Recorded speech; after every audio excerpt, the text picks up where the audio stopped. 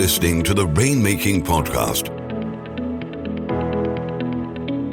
hosted by high-stakes headhunter, author, and professional speaker, Scott Love.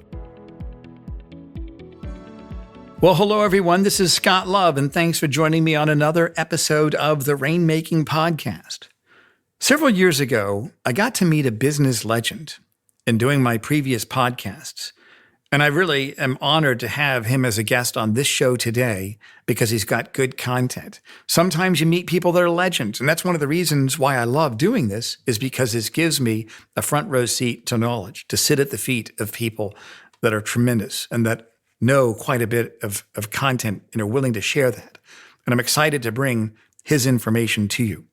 Let me tell you who he is. Dr. Ivan Misner.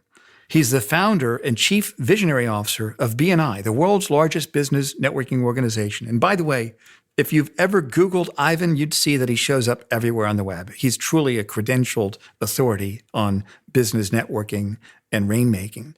Ivan has been called the father of modern networking by CNN and one of the top networking experts to watch by Forbes. Ivan is a New York Times bestselling author who's written 22 books and is a columnist for Entrepreneur.com. Ivan's been named Humanitarian of the Year by the Red Cross and is the recipient of the John C. Maxwell Leadership Award and is a co-founder of the BNI Charitable Foundation. Thanks for listening to Ivan today. I'm excited to have you partake in his wisdom. And now let me bring to you Dr. Ivan Misner.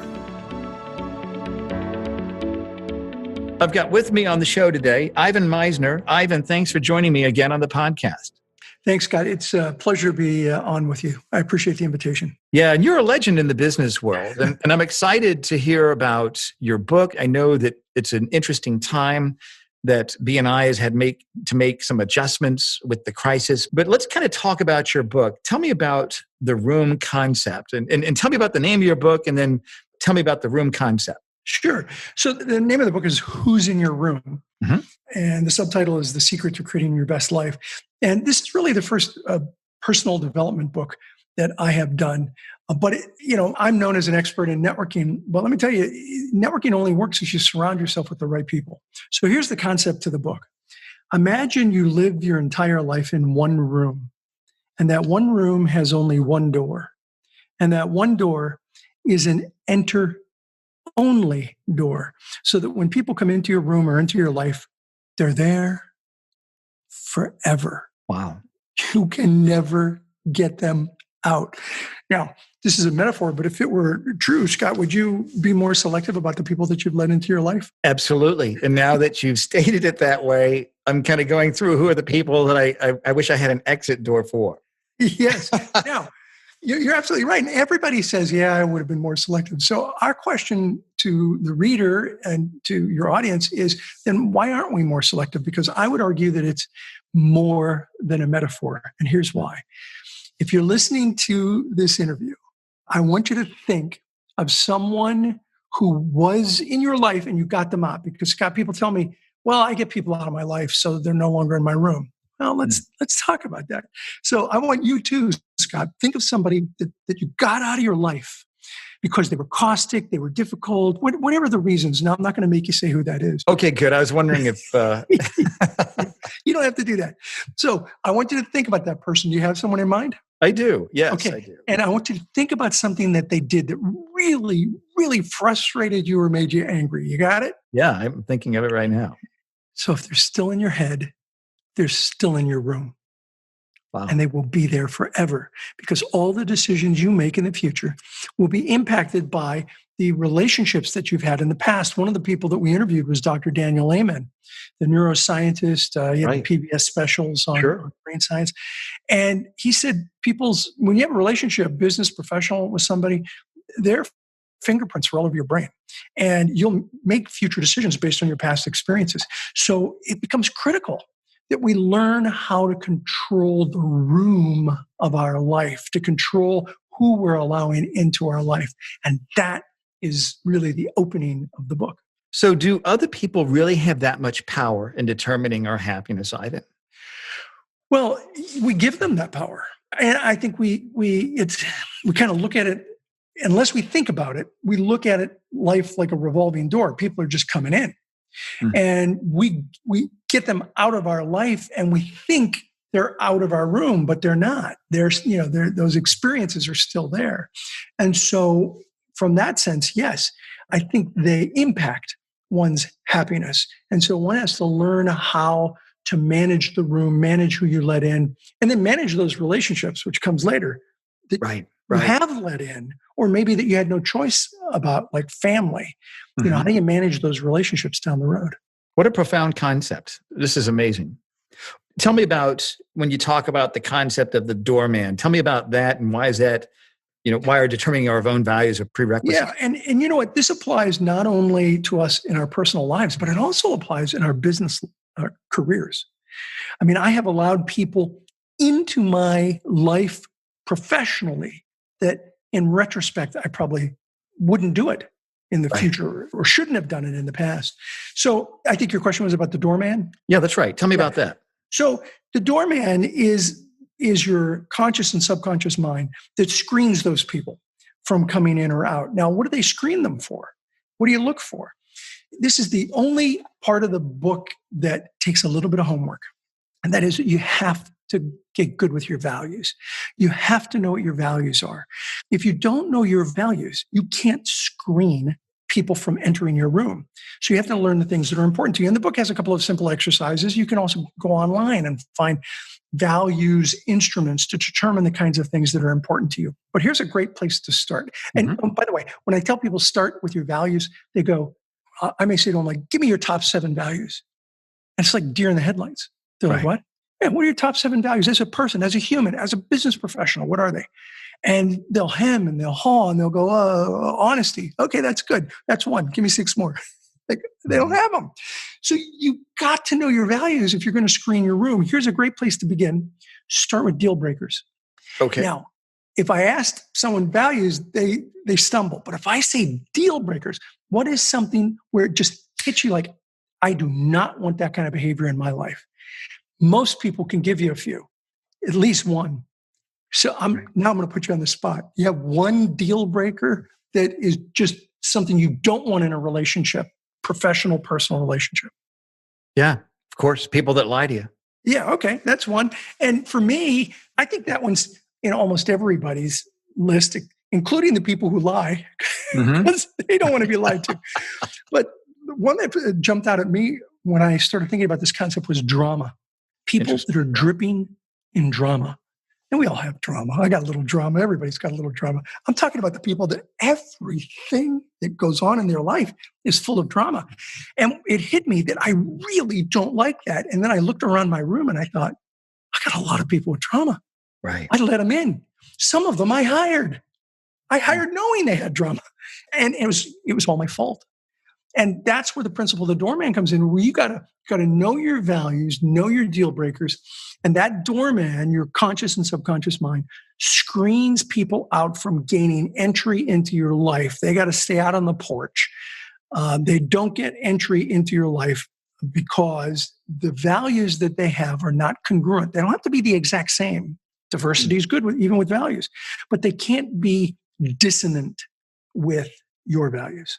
Make sense? It's clear. I love how you articulate this, Ivan. Let me ask you this. Let's say that there's negative people that are a drain to you. Is there any way that you can restrict their access without angering them? What do you tell them so that they don't come into the room, but they're still on the outside, but you don't want to cause any furor from... Yeah. I don't like burning bridges with people. That's just my style. So I tend not to burn bridges. But we have a whole section in the book on how to say no without sounding like a jerk. And sometimes I'll use some of those techniques with negative people. But here's 2 techniques that you can use in terms of dealing with negative people that you maybe shouldn't have allowed them into your room, but you have. So start with understanding this. They may be in your life, but their baggage doesn't have to be. That's an important concept to begin with. Then apply a couple of other techniques. One is use homeopathic doses to deal with them. That is the minimum dose necessary to address the individual. So don't surround yourself with them very much. And along the way, benign neglect is the way you transition away from negative people. Benign neglect works even when you're not trying to make it work. For example, most of us have college friends or high school friends that were very close. We really like them, but over time, through neglecting the relationship, it just fades away. Hmm. Now try that with a plan. Have a plan for benign neglect. For example, if I were flying into town with and there was somebody there, they are in my room, I shouldn't have allowed them in. Rather than tell them a month in advance that I'm coming in town, I'll drop them an email the day before and say, because they'll see me on Facebook and they'll go, hey man, how come you didn't reach out to me and tell me you were coming into town? So I'll reach out to them the day before and say, hey, I'm going to be in town tomorrow. I'm free between 1 and 1:30 if you want to connect. And you can have a cup of coffee, or in the afternoon, maybe have a glass of wine, just something to make the connection. But through benign neglect, you just dissipate the relationship. I see. Very effective technique. Let me ask you this. You mentioned that they may be in your life, but their baggage isn't. What do you mean by that? And how do you keep people's baggage from getting in your life, even though they're in your life? So great story in the book by Rick, one of my co-authors, Rick Sapio. He tells this fantastic story that's an example of what you're talking about. His mother, according to him, was very, very toxic. Had a lot of emotional issues. She passed away a couple of years ago, but she had a lot of emotional issues. And he would call her every Sunday and have a conversation. And she would just rant and rave about his brothers and sisters. And he has like 7 brothers and sisters. And she would just go on a rant, and he would hang up every week, really upset. And so he did this. He said to her on one conversation, he said, Mom, starting next week, if you start talking negatively about my brothers and sisters, I'm just going to say to you, Mom, I love you very much. It's been good talking to you. I'll talk to you next week, same time. Bye. And I'm going to hang up. Well, next week came around, and 30 seconds into the conversation, she's on her rant. He says, hey, it was really nice talking to you. I love you a lot, Mom. Talk to you next week. Bye. Click. And the next week, it took about 15 minutes. And the third week, it was like 40 minutes. After that, she never did it again. He said, I had the best conversations I've ever had with my mother. That's great. Throughout the rest of her life, we had mature adult conversations. And it wasn't all wine and roses. She, had challenges, but it wasn't caustic. It wasn't toxic, because she was in my life, but the baggage had to stay out. That's a great story. Ivan. Let me ask you, what are some other key practices or recommendations that you talk about in your book that can help someone live a happier life? So once you understand the room concept, you get your values down, know your deal breakers, hire your doorman, which is your conscious and subconscious mind. We all have conversations with ourselves. And so that's what you're doing with the doorman. Does this person have the right values? And then once you learn how to deal with the negative people, that's where you get to the practices to lead a happier life. So what we talk about there is we start by talking about balance. So Scott, would you like to know what we think the secret to balance is? Sure. Forget about balance. You'll never have it. Now, that's somewhat freeing for some people, and it's very frustrating for others. So we don't believe balance is possible. Balance is like scales, almost like the scales of justice, where everything has to be balanced. Well, life is more of a juggling act than a balancing act. Your business life, it can't always be balanced with your personal and your spiritual and your health. And so instead of balance, we like to look at it from the perspective of harmony. And this is more than semantics. Harmony, even the graphic for harmony, the yin and the yang, the circle that's half black, half white, yin and the yang, even that is out of balance if you separate them.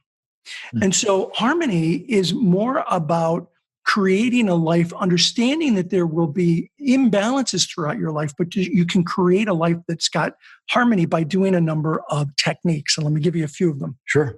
The first one is so simple sounding, but it's not simple to do. And it's just a couple of words, 3 words. Be here now. Be here now. Wherever you are, be there. So don't be at home thinking about the work project that you have to do at the office. Don't be at the office thinking about the fact that you didn't spend enough time with the family last night. Wherever you are, be fully present. That is so incredibly important. I remember, I travel a lot. I remember when my son was 17, I asked him, I said, hey, buddy, was I around enough for you? He's like, what? Was I around enough as you were growing up? He's like, you're around all the time. I'm like, well, I don't know if you noticed, but I'm gone like every other week. I have these business trips. I'm sometimes gone 3 days, sometimes a week. He said, yeah, I know, but I don't know. And by the way, we were sitting there playing a game of Halo, and he was kicking my butt. And we're leveling up. So it was buffering, leveling up. And he looked at me and said, it's like when you're here, you're totally here. So can we get back to the game? And I'm like, yes, we can. We can get back to the game. That's the kind of thing I'm talking about, is that you may not be physically present, but when you are present, be emotionally present. And that makes a huge difference in creating a life of harmony. Here's another one. You have to learn to both let go and hold on. Contrary to popular belief, you cannot have it all. You cannot have it all. People who say you can have it all are lying to you. Right. You have to pick and choose based on your values. And from those values, you focus on the things that are most important in your life. So you have to learn what to let go of. What things you no longer need to do or should do because they're not completely congruent with your values. And you need to learn what to hold on to with things that are completely congruent with your values. I'll give you an example. I was on the board for a nonprofit organization, great organization. They did wonderful things, but there was one piece of it that was not in congruence with me for my personal values. And it was the cost of the program. And it was an educational program, and it was just putting kids in debt. And I was like, you know what? This is not where I'm going to spend my time. And despite the fact that it was a good program, I stepped down from the board. And that's what I mean by pick and choose based on your values. Well, Ivan, I'm curious. Tell me what led up to you writing this book. You've got a lot of wisdom. You've written, about 16 books, something like that. You're busy. 24, but who's counting? Okay, 24. And tell me what led up to writing this book? So, I'm the founder of an organization called BNI, Business Network International, and it's a networking organization. And one of the things that I discovered early on is that the quality of your network depends on the quality of the people in your network. And so you have to surround yourself with the right kinds of business professionals. For us, we have this core philosophy of giver's gain, this idea that if I help you, you'll help me. We'll all do better as a result of it. Right. And so we try to find people that are givers, not takers. And this is about learning how to bring the right people into your life or into your network. And even though this book is not about networking, in a way it's all about networking, because networking is all about relationships. It's not about selling. It's about relationships. And so it's from my 35 years of experience in running the world's largest network that led me to do this book with my co-authors. That's great. Well, what would be some things that you'd like people to know about BNI? How can they get involved in that, and how can that benefit them? So BNI, we have 9,500 groups all around the world. During the pandemic, we did the transition to online. So all of our groups are at the moment meeting online. Many of them will transition back to in-person. And last year, the organization generated almost $16 billion worth of business for our members through this referral process that we have. And it's working online as well. So for anybody that's interested in checking out BNI, they can go to bni.com and check out the online system right now, which will transition back to in-person. And what type of industries do people come from that are involved in your network? Well, there's so many different professions. Drive down Main Street, look to your left, look to your right. Those are the businesses that tend to be in BNI. We have a lot of attorneys. We have real estate agents, both commercial and residential, people in the travel industry, computers, almost every business that you'd see driving down the street. Because I learned a long time ago that business people need referrals. They want referrals. But we don't teach this in colleges and universities anywhere in the world. Right. And so this is a way for people to develop referrals in an organized system. That's great, Ivan. I'm glad you've been on the show before. I'm glad to have you on here today. Tell me, where can people find your book? What's the best place they should see it? Is it from Amazon, other places? It is available in bookstores. So if you want to go old school and drop into a bookstore, it'll be there. It's also available on Amazon. And we hit a bestsellers list on its release, a number one bestseller on Amazon when it was released. So that's great, Ivan. It's done really well. And by the way, it's a short read. We had this book up to 45,000 words, and it was just too much stuff. And we cut it back down to 15,000 words. So it's very actionable. That's great. Well, that's great. We'll put the link for BNI and also to the book on the show notes for the people that are listening that want to order that today. Ivan, thanks for being a guest on here again. I'm sure we'll have you back on here covering some other topics related to networking. And again, Ivan, thank you so much for being here today. Truly my pleasure. Thanks. Thank you for listening to the Rainmaking Podcast.